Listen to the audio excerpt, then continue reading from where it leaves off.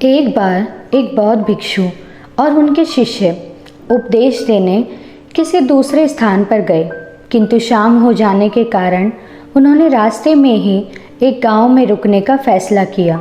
शिष्य ने आसपास देखा, उसे एक कुटिया दिखाई दी। उसने जाकर वहां दरवाज़ा खटखटाया।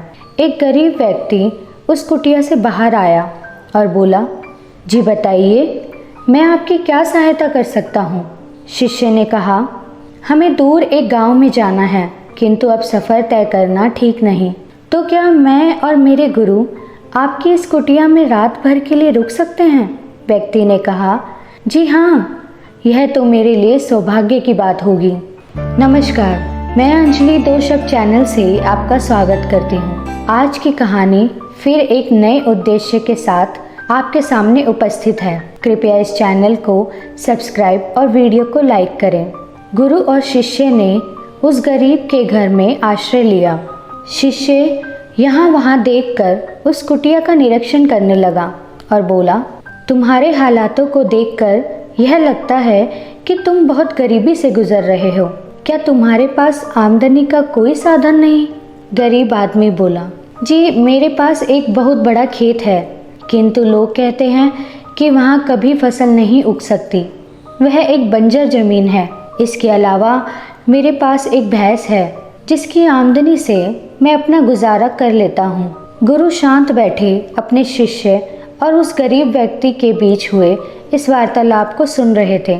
उन्होंने इसमें कोई भी टिप्पणी नहीं की। रात होते ही उस व्यक्ति ने गुरु और शिष्य के लिए एक बिछौना लगाया, पानी का जग उनके सिरहाने रखा और सो गया। कुछ देर बाद शिष्य को भी नींद आ गई। आधी रात ढल जाने पर गुरु ने शिष्य को जगाया और चलने का इशारा किया।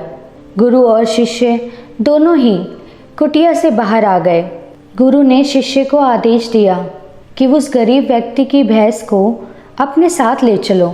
यह सुन शिष्य ने कहा, किंतु स्वामी, इससे ही उसकी आमदनी होती है, उसके पास आय का और कोई स्रोत नहीं।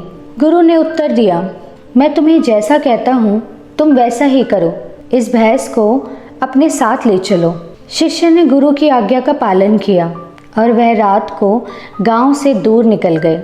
आश्रम लौटकर गुरु ने भैंस को वहीं बांध दिया और उसका पालन पोषण किया। शिष्य के मन में सदैव यही ख्याल आता था कि गुरु ने आखिर ऐसा क्यों किया। एक अरसा बीत गया। शिष्य को एक बार फिर किसी काम से उसी गांव में जाना पड़ा। शिष्य ने सोचा, क्यों न देखता चलूं कि वह व्यक्ति अब जीवित भी है या नहीं। वह उस गरीब व्यक्ति की कुटिया की ओर चल दिया और रास्ते में यही विचार करता चला जा रहा था कि ना जाने उसका क्या हुआ होगा, जाने कितने दिनों तक भूखे रहना पड़ा होगा। अब मैं उससे कैसे आंखें मिलाऊंगा। शिष्य उसी स्थान पर पहुंच गया जहां पर कुटिया थी, किंतु उसने देखा उस कुटिया की जगह एक बहुत ही सुंदर घर है। घर के बाहर 3-4 भैंस है, पर वह व्यक्ति जो कभी गरीब हुआ करता था, वह बहुत ही सुंदर वस्त्रों में उन भैंसों को चारा खिला रहा है। शिष्य उस आदमी के पास जा पहुंचा और बोला, क्या आपने मुझे पहचाना। मैं और मेरे गुरु एक अरसे पहले आपकी कुटिया में आए थे। वह व्यक्ति बोला, जी हाँ, मुझे अच्छी तरह याद है, किंतु आप बिना बताए कहाँ चले गए थे। उसी रात कोई मेरी भैंस को भी चुरा ले गया था।